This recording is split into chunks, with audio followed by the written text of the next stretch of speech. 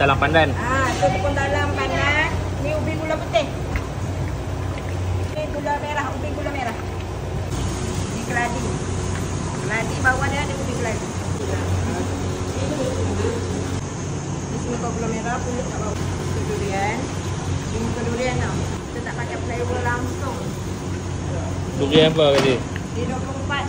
Okey, ini proses untuk kita mengukus. 18 dapur, naik 7 lapis. Okey, nak tahu masak dia macam mana kan? Nampak tak? Dia kembang tepi-tepi tu. Kalau putih tadi, talam ubi kuning. Nampak tak? Dah siap masak. Lepas siap masak semua, kita proses chop. Senang nanti anak-anak ejen semua siap ambil dah. Ni dah siap dah. Okey. Ni jumpa durian kita. Ni talam keladi.